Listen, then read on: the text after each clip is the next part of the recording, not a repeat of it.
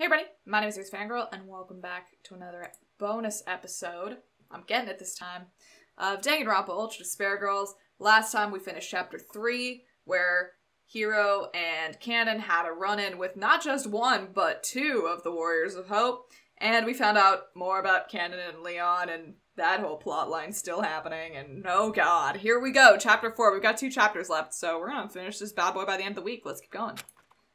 Ah, thank you, yes, we're here again. Ah, this place. On our way to the subway station, as we walked along the garishly colorful boardwalk, Camden speaks. Don't you feel like you're gonna sneeze if you look directly into a bright light? Where'd that come from? Just answer, do you? It's not like something to be ashamed of or anything. Yeah, I guess I do. It's some psychological thing, so it's not really embarrassing at all.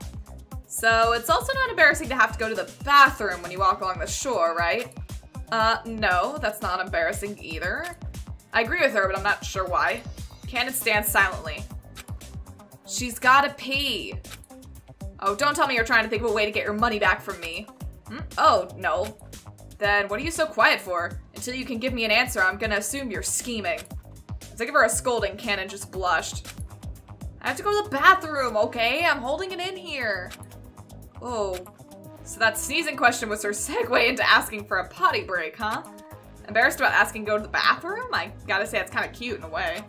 So to help the poor girl out, we head into an abandoned house nearby. Okay, well she should go in and you should stay outside, you dumb bastard. Monokuma was hiding inside, but Cannon handled it easily with her hacking gun. Cannon lets out a short gasp. What happened? Did you wet yourself? No, idiot. I just ran out of bullets again. First, she doesn't mention that she has to go until right now, and now this. She doesn't plan ahead. Well, there are no more Monokumas in here, so it's safe. You can go finish your business. Alright, here, hold this. Cannon hands me the purse that was hanging on her shoulder. I take it from her, and as she disappears into the bathroom, an idea pops into my head. Hey, I know. I should take a peek into her purse. Ooh, that's not a good idea. Since she's the daughter of the director of TAT Television, maybe? She might be hiding some kind of treasure in here. If I borrow it and take it to a pawn shop, then I won't even have to rely on the reward money. Yeah, just borrowing, just gotta borrow it for a little bit. I whistled innocently and slowly unzipped the purse. Pocketbook, wallet, and cell phone is inside. And that's it. Huh, didn't expect that. For a high school girl's purse, it's pretty clean and organized. Oh well. I'll take a quick look inside her wallet. Damn, I thought she'd be loaded, but there was barely anything. Only a little bit of change and some cards. She probably gave all her cash to me when I told her fortune. Did someone really use up all their money to hear a fortune from a man they just met? I guess because she's a rich girl, she doesn't know the value of money. She doesn't think ahead. She's a dangerous one to marry, this girl. Put away the wallet, but as I do, the pocketbook opens. Huh? Can't help but let out a sound. What the heck is this? As I turn the pages, goosebumps form on my skin. Uh-oh, uh-oh. Big Brother Lee, oh no, she's obsessed. Well, I mean, I guess she has been, oh my god, this is going by itself. I'm not clicking anything. Uh-huh. Oh, is this just gonna go on forever? Until I click something? Oh, there we go. No, there are 3. I mean, she has been stuck in a room for a year. I turned the pages trying to navigate this bizarro love maze. Wall, turn, wall, turn, wall, wall, wall, turn, turn, turn, wall, wall, wall, wall, turn, turn, turn, turn. The Big Brother Leon hell goes on for pages upon pages. What the fuck? Okay, this is scary crazy. I gotta get out of this hell. I skip a big chunk of pages. It looks like by the time she got to these pages, she was running out of ink in her pen. I do a double take at the page. Huh? Make a noise involuntarily once again. What she had written there? Uh-oh, what'd she write? They're called Future Foundation, but it's not my future. I'm going to crush that group of hypocrites one by one. Uh-oh. This is beyond unsettling. I open my eyes wide to take it all in. I start to remember things Cannon had said to me. Whoops, when she was talking in her sleep, Big Brother Leon. Cannon's reaction to my fortune-telling. I know your fortune is wrong because my destined lover is already dead. The puzzle pieces start to come together. Cannon must be Leon's captive. She loves him in a twisted way and blames us for his death. That's why she hates Future Foundation so much. How does she know anything about what went on at Hope's Peak if she was imprisoned all this time? Well, wait. She has had plenty of opportunities to learn what happened since she was broken out. Okay, or it was on TV, reminder. But regardless, this kind of resentment is totally unjustified. I understand that Leon's death was horrible, but she shouldn't hold a grudge against us for that. And based on what I saw in Big Brother Leon, hell, this chick is downright crazy. It's way too dangerous to stick around with her. I hear the bathroom doorknob start to turn. I quickly put the pocketbook back inside her purse. Sorry about that, thanks for waiting. Cannon wipes her hands on her handkerchief. It doesn't look like she caught me snooping. Looks like I'm in the clear for now, but I just can't believe the girl in front of me owns that pocketbook. Something wrong? The notes were definitely written by Cannon. Cannon's some anachronistic love addict. Wow, that was a lot of syllables. Anachronistic love-addicted weirdo. And she holds a deep, deep grudge against the survivors of the Hope's Peak killing game. Why are you making that face? Hey, you pervert. You got all excited imagining me doing my business, didn't you? Yeah, sure. That's it. I was kidding. Ew. Unable to confront her about the pocketbook, I go along with her as we make our way to the subway. But I can't just keep tagging along with her like this. What is this woman thinking? If she hates Future Foundation so much, why is she helping me escape? Maybe this is just a temporary alliance because she thinks it's too dangerous to go it alone? No, no way. It sucks to admit it, but I'm basically no help to her at all. She could do it by herself. I'm just a burden to her. So what possible reason could she have to travel with me? Is she planning on taking me hostage as soon as we make it out of the town? Maybe trying to use me as leverage to hurt Future Foundation somehow? Not hunt? Doesn't seem impossible. Or maybe she's trying to lure me into some dastardly trap at the subway we're going to. I could picture that happening too. As a precautionary measure, I try reading my own fortune heading over to the subway. I can see fragments of two possibilities. A collapsing tunnel, Cannon crying her eyes out. Why is she crying? Well, regardless, the bit about the tunnel collapsing seems bad enough. Even excluding the fact that this girl is crazy, the subway is dangerous enough as it is. But there's no way I can leave her side. Not with 8 friggin' million in debt on my head. Without Cannon's family fortune, I don't see a way of ever paying that off. But if Cannon really has a grudge against Future Foundation, would her dad reward me for saving her? Papa, no! Don't you dare give any money to someone from Future Foundation. Sorry, but you heard her. I'll never give you a cent of my money. Yeah, that's how it'd go down. So what do I do? Rack my brain trying to think of something. Hey, wait, there wasn't cash inside, but her wallet still had credit cards. I can just jack one of her credit cards and figure out her password somehow. I can withdraw the cash. Oh, right. I just gotta wait for the perfect time for her to lower her guard. It's alright. Nothing to do with you. Okay, well, anyway, look over there. It's the entrance to the subway. Cannon smiles and points to an alley. You can see stairs leading down to the entrance to an underground subway station. Nah, let's not go in there. I'm still not confident about her plan. And not just that. I saw something. Saw what? I saw the future with my fortune telling. If we go into the subway station, we'll cry. And the tunnel will collapse. Oh, why would I cry? That's not the point. If the tunnel collapses while we're in there, we're dead. Cannon questions me with her eyes silently. As if to say, you were fine with everything up until now, what changed? I can practically hear her say it. But I don't let her say anything. Anyway, let's just not go there, okay? It's better if we don't. My instincts are telling me. Fortune-telling or instincts? Fortune-telling instinct. That doesn't really answer my question. Does it even matter? Cannon glares at me. Eek! Her eyes are so scary. I've seen that look before, but now that I've seen what's in that pocketbook of hers, my face goes pale and Cannon sighs. Whoops. There we go. I don't know why you suddenly changed your mind, but your fortune-telling is rarely correct, right? So there's basically a 70% chance the tunnel won't collapse. Well, that's not totally true. It doesn't necessarily mean that the opposite will happen. Well, if you're gonna shoot down my idea, do you have a better one in mind? No, probably not. Hey, here we are. Don't really have an answer for that. I can't think of any particularly convincing reason not to go to the subway station. Even though I knew it was going to be dangerous, we head down the stairs to the underground. We move on to the ticket gate, the air still heavy with mistrust. As if trying to stir up conversation, Cannon suddenly blurts something out. Why'd your fortune-telling ability come around? I have no reason to tell you that. Okay, what's with this attitude? Did I offend you or something? Because if so, I apologize. Jeez. I'm not acting any different than normal. Bullshit, something's wrong and you aren't telling me. You really think that there's something wrong with your head? Come on, be serious. You're totally being mean out of nowhere. Then maybe you should think about why I might suddenly have this attitude towards you. I gave her a pretty blunt answer, speaking without really thinking. Cannon's mouth opened slightly. Oh, crap. Did she figure out I saw her pocketbook? Then Cannon spoke. Were you awake? Awake? When? On that first night when I woke up to go to the bathroom? I don't know why I did it, but I put a toothpick in your hair and I couldn't get it out. You did what? I knew it! This chick is out of her mind! Anyway, I have nothing to say to you. I shake my head rudely and wouldn't you know it, out comes the toothpick. Falls to my feet. Cannon breaks out laughing. Hey, that's not funny.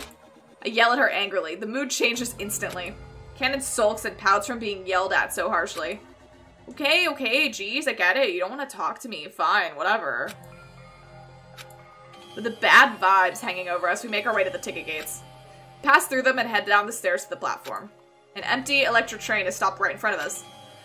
There's no damage to the outside of the train, but inside, it's drenched in blood. I wonder what these people, I thought that's a 3, felt in their final moments before being killed. Close my eyes tight and shake my head before the violent image gets into my brain. I open my eyes and look down into the depths of the tunnel. No sign of collapsing, at least. The subway line must really be connected to the outside world. If we can head down here safely, we should be able to get outside the city. But that's if it really is safe. There's a possibility Cannon will kill me before I even make it outside. Oblivious to my worries, Cannon nods toward the head train car. Wanna drive it all the way out of here? And get in that bloody coffin of a train? I'd rather die. Yeah, me too. I can tell Cannon has something else to say. She's trying to muster up the courage to fix the relationship between us. But I don't encourage her 1 millimeter. But Cannon isn't put off by the silence. Anyway, like, when you first met me, you said whack was lame, and it made me pretty happy. Where is this coming from? The topic catches me off guard.